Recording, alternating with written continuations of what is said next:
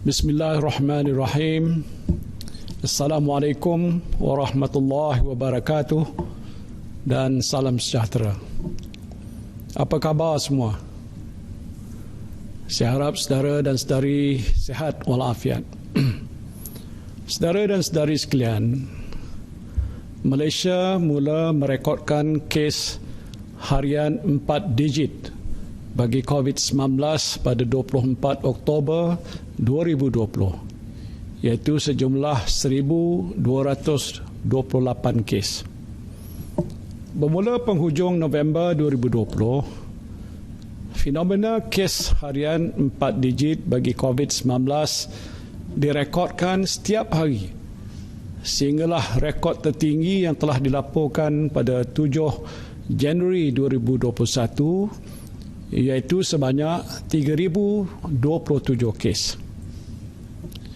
Di dalam gelombang ketiga ini yang bermula pada 20 September 2020, sejumlah 476 kluster baru dilaporkan sehingga 10 Januari 2021 melibatkan 259 kluster iaitu 54.41% tempat kerja. Data ini menunjukkan peningkatan ketara bilangan kluster baru di dalam gelombang ketiga berbanding 110 kluster baru yang direkodkan semasa gelombang kedua dengan 25 kluster, iaitu 22.72% melibatkan tempat kerja. Secara keseluruhannya, sebanyak 586 kluster telah direkodkan sehingga 10 Januari 2021 dengan 48.46% daripadanya merupakan kluster yang melibatkan tempat kerja. Daripada jumlah ini juga sebanyak 254 kluster masih lagi aktif, manakala 332 kluster telah pun diisytiharkan tamat. Sepanjang tempoh gelombang ketiga penularan jangkitan COVID-19 di Malaysia ini, trend kes import didapati adalah terkawal. Tetapi kes-kes penularan tempatan terus meningkat, melibatkan golongan bukan warga negara dan warga negara. Pada permulaan gelombang ketiga pada 20 September 2020, kes-kes lebih tertumpu kepada kumpulan bukan warga negara, iaitu sebanyak 63% dan hanya 37% melibatkan warga negara. Namun perkembangan semasa menunjukkan jangkitan dalam kalangan warga negara semakin meningkat. Sehingga 11 Januari 2021, sebanyak 70% kes positif COVID-19 di Malaysia adalah melibatkan warga negara dan hanya 30% bagi bukan warga negara. Berdasarkan nilai R0 semasa yang berada pada paras 1.1 bagi kadar keboleh jangkitan COVID-19 di Malaysia, unjuran kes harian di negara ini dijangka boleh mencecah sehingga 5,000 kes sehari pada minggu kedua bulan April 2021 dan akan melonjak kepada 8,000 kes sehari pada minggu keempat bulan Mei 2021. Semakin tinggi nilai R0, maka semakin sukar untuk mengawal penularan kerana semakin ramai yang telah dijangkiti. Pelaksanaan Perintah Kawalan Pergerakan pada bulan Mac telah berjaya menurunkan nilai R0 kepada 0.335 sekaligus mengurangkan kes jangkitan COVID-19 pada angka 1 hingga 2 digit sehari. Trend ini nyata amat membimbangkan dan kerajaan sedar bahawa pendekatan yang lebih tegas mesti diambil bagi memutuskan rantaian penularan jangkitan COVID-19 ini sekaligus menurunkan bilangan kes positif harian ke satu tahap yang terkawal dan boleh diuruskan dengan lebih berkesan lagi. Kerajaan mendengar keluhan dan cadangan daripada rakyat seluruhnya yang amat bimbang dengan perkembangan peningkatan kes kebelakangan ini. Kerajaan juga sangat memahami beban tugas yang dihadapi oleh petugas-petugas kesihatan kita berikutan peningkatan kes yang mendadak ini. Frontliners kita semakin penat dan kesihatan awam negara kita juga semakin tenat. Saudara-saudari yang saya kasihi sekalian, pada ketika ini fasiliti Kementerian Kesihatan Malaysia KKM sudah tidak mampu untuk menampung peningkatan sehingga 2,000 kes baru setiap hari. Our healthcare system is at a breaking point. Dan saya ingin jelaskan realiti situasi sistem kesihatan yang sedang kita hadapi sekarang. Pertamanya, 15 buah hospital COVID-19 mencatatkan kadar penggunaan katil COVID-19 yang ini bukan ICU melebihi 70%. Di Lembah Kelang, kadar penggunaan katil ICU untuk pesakit COVID-19 di Hospital Kuala Lumpur dan di Pusat Perubatan Universiti Melaya telah mencapai 100%. Manakala di Hospital Sungai Buloh pula telah mencapai 83%. Sementara itu, kadar penggunaan katil ICU untuk pesakit COVID-19 di 5 buah negeri. 5 buah negeri iaitu Perak, Selangor, Melaka, Terengganu dan Sarawak telah melebihi 70%. Buat masa ini terdapat lebih daripada 1,450 orang anggota perubatan di hospital seluruh negara yang telah dijangkiti ataupun terpaksa menjalani arahan kuarantin dan tidak dapat bertugas. Jumlah kematian akibat COVID-19 pula terus meningkat kepada 521 kes dengan kadar kematian sebanyak 0.41%. Malaysia mencatatkan lebih 100 kes kematian sebulan bagi bulan Oktober hingga Disember 2020 berbanding 2 hingga 59 kes kematian sebulan bagi bulan Mac hingga September 2020. Pertambahan kes harian yang tinggi ini menyebabkan kelewatan petugas kesihatan untuk mengambil para pesakit di rumah untuk dibawa ke hospital dan pusat kuarantin dan rawatan risiko rendah COVID-19 ataupun PKRC. Bencana banjir dan peningkatan kes di beberapa negeri juga menyukarkan proses mobilisasi anggota di dalam negeri dan juga di antara negeri. Ini menyukarkan usaha untuk menambah bilangan katil ICU untuk pesakit-pesakit kritikal. Saudara dan saudari sekalian, dalam menangani pandemik COVID-19 ini amat pentinglah bagi mana-mana negara untuk mengelakkan insiden peningkatan kes yang mendadak dalam tempoh masa yang singkat. Peningkatan jumlah pesakit secara mendadak akan melumpuhkan kapasiti sistem kesihatan sedia ada dalam sekelip mata. Ia tidak lagi mampu untuk menampung jumlah pesakit yang memerlukan rawatan dan kes-kes kematian akan terus meningkat. Jadi tidak mudah untuk saya mengatakan semua ini, tapi inilah realiti yang berlaku sekarang dengan pelbagai kemungkinan yang terpaksa kita hadapi sekiranya dibiarkan berlarutan tanpa sebarang campur tangan atau intervensi kesihatan awam yang lebih ketat lagi. The situation today is indeed very alarming. Our healthcare system is under tremendous pressure now than at any other time since the start of the pandemic. And I've said before, unprecedented situations call for unprecedented measures. Justru berdasarkan penilaian risiko oleh Kementerian Kesihatan Malaysia, Majlis Keselamatan Negara MKN, serta pelbagai kementerian dan agensi serta nasihat pakar-pakar kesihatan awam di dalam negara, kerajaan bersetuju dengan pandangan bahawa satu tindakan yang tegas perlu diambil untuk memutuskan rantaian jangkitan penularan virus COVID-19.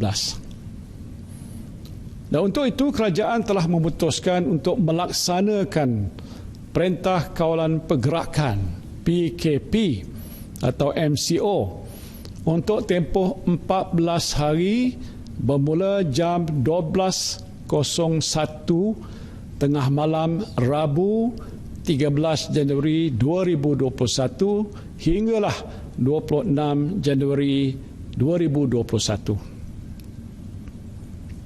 Perintah ini melibatkan 3 peringkat pelaksanaan seperti berikut. Pertama, PKP ke atas 6 buah negeri. Saya sebutkan 6 buah negeri. Apa dia negeri itu? Iaitu Pulau Pinang, Selangor, wilayah Persekutuan, ini masuk Kuala Lumpur, Putrajaya dan Labuan, Melaka, Johor dan Sabah. Ini PKP. Kedua, PKP bersyarat, PKP-B. Yang ini juga ke atas 6 buah lagi negeri, iaitu Negeri Pahang, Perak, Negeri Sembilan, Kedah, Terengganu dan Kelantan. Ketiga ialah PKP pemulihan. Macam mana yang pernah kita buat dahulu, PKP-P. Ini akan dilaksanakan untuk negeri Perlis dan Sarawak dan akan diteruskan sepanjang tempoh ini. Negeri-negeri yang dikenakan PKP yang saya sebutkan tadi adalah negeri yang berisiko tinggi. Yang ini hasil penilaian risiko oleh KKM dan tahap keupayaan perkhidmatan kesihatannya telah hampir mencapai kapasiti maksimum. KKM akan membuat penilaian risiko secara berterusan bagi memutuskan sama ada pelaksanaan PKP ini akan ditamatkan atau diteruskan sebelum tempoh 2 minggu berkenaan ini tamat. Saudara dan saudari sekalian, bagi mengurangkan risiko jangkitan dan memutuskan rantaian COVID-19 ini, aktiviti sosial, saya sebut lagi aktiviti sosial yang melibatkan perkumpulan ramai seperti kenduri kahwin, persidangan, perarakan keagamaan termasuk Taipusam, Tahun Baru Cina, mesyuarat, seminar, kursus dan sukan berkumpulan adalah tidak dibenarkan sama sekali. Saya sebut sekali lagi, tidak dibenarkan sama sekali. Bagaimanapun bagi negeri-negeri di bawah pelaksanaan PKP-P, iaitu pemulihan, aktiviti sosial adalah dibenarkan tertakluk kepada pematuhan SOP yang ketat. Pergerakan rentas negeri, ini ramai yang berminat nak tahu. Pergerakan rentas negeri tidak dibenarkan di seluruh negara. Untuk bagi manakala bagi kawasan PKP, pergerakan rentas daerah juga tidak dibenarkan. Rentas negeri tak boleh, rentas daerah pun tidak dibenarkan. Jadi susulan larangan pergerakan merentas negeri dan daerah ini, operasi sekatan jalan SJR akan mula berkuat kuasa pada jam 12.01 tengah malam Rabu 13 Januari 2021. Dan bagi negeri yang dilaksanakan PKP, pergerakan anda adalah terhad di dalam 10 kilometer radius saja. Bagi tujuan membeli barangan keperluan dari pasar raya atau kedai runcit yang berdekatan, hanya dua orang anggota isi rumah yang dibenarkan untuk keluar dan berada dalam kenderaan yang sama. Mana-mana individu yang melanggar larangan ini boleh dikenakan kompaun maksimum RM1,000. Bagi sektor ekonomi pula, ini penting. Kerajaan telah mengenal pasti 5 sektor yang dibenarkan beroperasi yang dikategorikan sebagai sektor ekonomi perlu ataupun essential economic sector. Apa dia sektor-sektor itu? Iaitu penghilangan dan pembuatan, pembinaan, perkhidmatan, perdagangan dan pengedaran serta peladangan dan komoditi. Sektor-sektor ini dibenar beroperasi kerana peranannya menyokong kerja-kerja membekal keperluan asas seperti makanan, minuman, barang keperluan rumah serta penjagaan diri, kelengkapan PPE, peranti perubatan dan ubatan pada petugas kesihatan, aktiviti perdagangan antarabangsa, memastikan rantaian bekalan tidak terputus dan menyokong infrastruktur kritikal dan juga kerja-kerja kecemasan.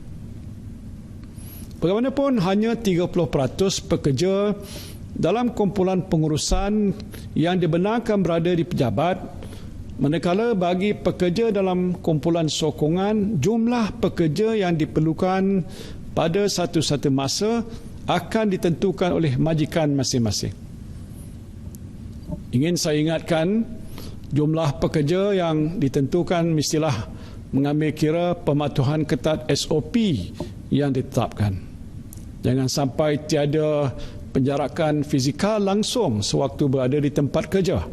Mana-mana majikan yang melanggar SOP dan menyebabkan berlakunya penularan jangkitan COVID-19 di tempat kerja, tindakan tegas akan diambil berdasarkan undang-undang termasuk menutup premis berkenaan. Kementerian Perdagangan Antarabangsa dan Industri ataupun MITI akan nanti memperincikan jenis-jenis perkhidmatan yang disenaraikan sebagai essential economic sector ini. MITI dan juga Kementerian Kerja Raya juga akan memperincikan butiran kerja-kerja pembinaan yang dibenarkan beroperasi. Bagi sektor atau perkhidmatan yang tidak disenaraikan sebagai essential services, arahan bekerja daripada rumah atau work from home akan dikuatkuasakan. Semua majikan mesti mematuhi arahan ini untuk mengurangkan pergerakan di dalam komuniti, terutamanya di kawasan yang berkepadatan tinggi. Hanya dengan langkah ini kita dapat mengurangkan risiko jangkitan COVID-19 di tempat kerja. Sepanjang pelaksanaan PKP, kedai makan dan gerai penjaja dibenarkan beroperasi hanya untuk perkhidmatan take away. Jadi tak boleh makan dalam kedai ataupun warung. Manakala bagi kawasan PKPB dan PKPP, kedua-duanya dibenarkan beroperasi seperti biasa mengikut SOP yang telah ditetapkan. Perkhidmatan pengantaran makanan, yang ini dibenarkan beroperasi. Pasar raya, perkhidmatan kesihatan termasuk klinik, hospital dan farmasi serta bank dibenarkan beroperasi di kawasan PKP pada tahap berjaga-jaga. Patuhi SOP ketika berada di tempat-tempat ini seperti memakai pelitup muka dengan betul, jaga penjarakan fizikal dan kerap gunakan hand sanitizer. Sekiranya tidak ada keperluan segera ataupun mendesak, tidak perlulah keluar rumah. Macam mana yang saya biasa sebutkan dulu, just stay at home. Kementerian Perdagangan Dalam Negeri dan Hal Ehwal Pengguna KPDN HEP telah memberikan jaminan bahawa bekalan di semua sektor peruncitan adalah mencukupi. Tak payah berbot-bot ataupun simpan barang lebih daripada yang diperlukan. Pemantauan terhadap barangan keperluan pengguna seperti gula, minyak masak, tepung gandum, beras, roti putih, susu tepung, ayam, sayur-sayuran, telur, bawang, hand sanitizer, pelitup muka akan dilakukan setiap hari.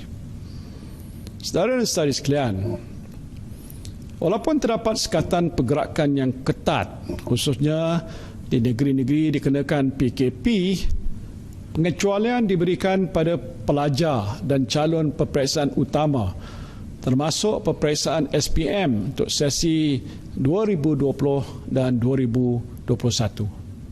Mereka ini dibenarkan hadir ke sekolah dengan SOP yang ketat. Pihak Kementerian Pelajaran Malaysia akan nanti memperincikan SOP ini. Bagi aktiviti keagamaan, hanya ahli jawatankuasa masjid atau rumah ibadat dibenarkan hadir. Inilah di negeri yang dilaksanakan PKP dengan jumlah maksimumnya 5 orang. Dan bagi negeri yang dikenakan PKPP dan PKPB, aktiviti keagamaan masih dibenarkan dengan bilangan kehadiran minimum yang ditetapkan di dalam SOP. Pihak berkuasa agama negeri disaran untuk memberikan penetapan yang bersesuaian dalam nak menetapkan jumlah kehadiran yang dibenarkan. Saya juga sedar bahawa pengasingan diri untuk satu tempoh yang lama ini boleh memberikan tekanan ataupun stres terhadap kesihatan mental. Justru bagi memastikan kesihatan minda dan fizikal yang berterusan, anda dibenarkan untuk meninggalkan rumah untuk beriadah dengan anggota isi rumah sahaja. Pastikan jarak anda dari orang lain adalah 2 meter sekurang-kurangnya setiap masa. Kalau hendak berjoging, jangan lebih daripada 2 orang. Dan kalau berbasikal, janganlah secara berkumpulan. Cukuplah seorang saja. Saudara dan saudari yang saya hormati, tempoh 2 minggu yang akan datang ini amatlah penting untuk bukan saja diri kita tetapi juga seluruh negara. Semua kebebasan yang kita korbankan ini terputus hubungan dengan rakan-rakan, berada dalam isolasi di rumah dan kesukaran untuk melakukan aktiviti sosial di luar akan mampu menyelamatkan nyawa kita semua. Virus ini sekarang ini telah pun berada di dalam komuniti dan virus ini sekarang ini hidup bersama kita.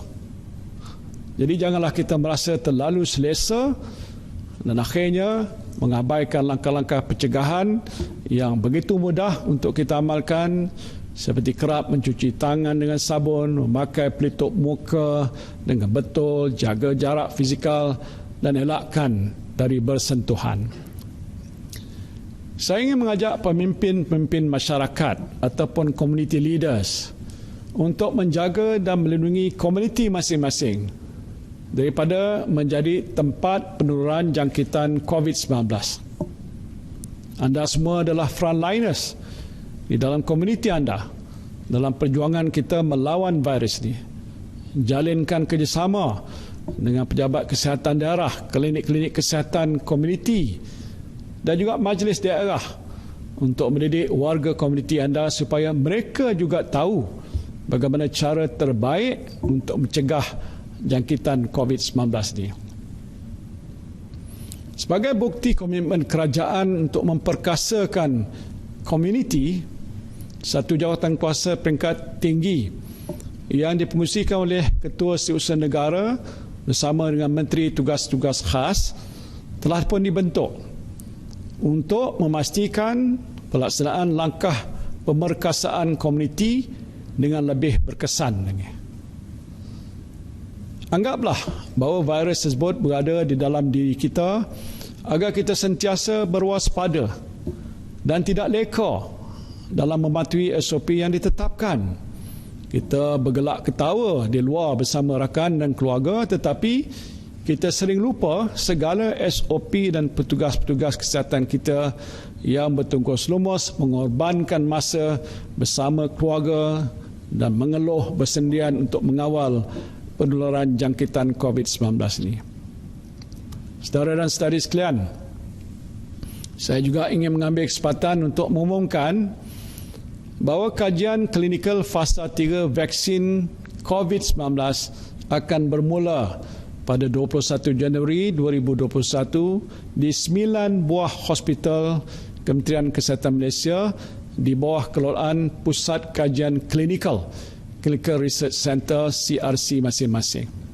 Kajian klinikal yang pertama dilakukan di Malaysia ini dijangka akan melibatkan seramai 3,000 sukarelawan, dan Malaysia bakal menjadi negara pertama di luar negara China untuk kajian calon vaksin inactivated COVID-19 vaksin buatan Institute of Medical Biology, Chinese Academy of Medical Sciences China, APSCAM ini.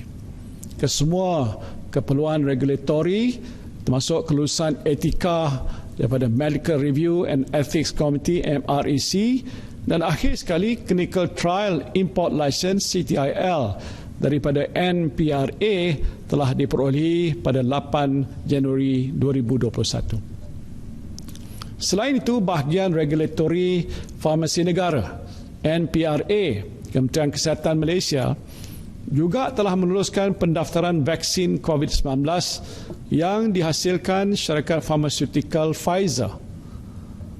Justru Malaysia dijangka akan menerima bekalan vaksin Pfizer ini untuk fasa pertama pada hujung Februari ini, insyaAllah, dan sebagai persediaan awal bagi memastikan pengagihan vaksin COVID-19 kepada rakyat negara ini berjalan lancar. Bekalan diperolehi, KKM telah pun membangunkan plan program imunisasi COVID-19 kebangsaan.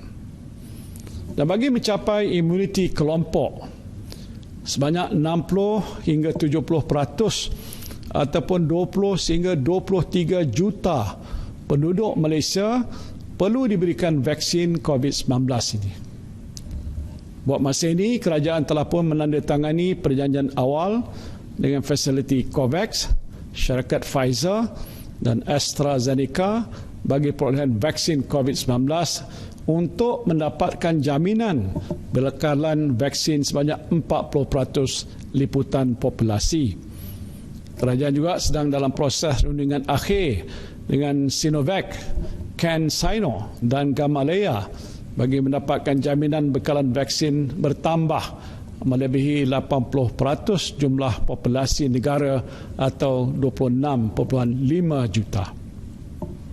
Kerajaan juga akan pastikan hanya vaksin yang memenuhi ciri-ciri keselamatan, kualiti dan berkesan yang akan didaftarkan dan digunakan di Malaysia. Proses penilaian ini dibuat oleh Jawatankuasa Penilaian Produk Bahagian Regulatory Farmasi Negara NPRA untuk kelulusan dan pihak berkuasa kawalan dadah bagi tujuan pendaftaran sebelum vaksin COVID-19 tersebut boleh digunakan di Malaysia. Saudara-saudari yang saya kasih sekalian, saya ingin mengingatkan seluruh rakyat, termasuk diri saya sendiri, untuk terus mematuhi semua SOP yang telah ditetapkan. Ya, betul, kita akan menerima bekalan vaksin tidak lama lagi, tetapi ini bukan satu-satunya langkah pencegahan dan pastinya bukan untuk penyembuhan.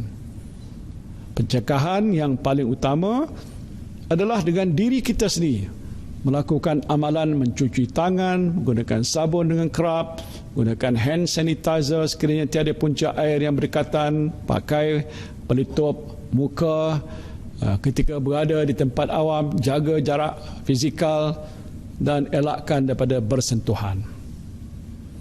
Bersama kita berpeluang untuk membendung dan memutuskan rantaian penularan jangkitan COVID-19 daripada menjadi lebih teruk. Dan saya sangat berharap agar segala nasihat dan peringatan yang saya sampaikan hari ini akan dipatuhi sepenuhnya oleh setiap lapisan masyarakat. Saya bagi jaminan bahawa kerajaan akan lakukan yang terbaik untuk memberikan perlindungan kepada seluruh rakyat. Dan saya juga memohon kepada anda semua untuk lakukan yang terbaik untuk melindungi diri masing-masing, untuk melindungi komuniti dan masyarakat. Dan hanya dengan bersatu melawan virus ini, kita boleh menang, insya-Allah. Terima kasih saya ucapkan. Sekian, wabillahi taufiq wal hidayah. Assalamualaikum warahmatullahi wabarakatuh.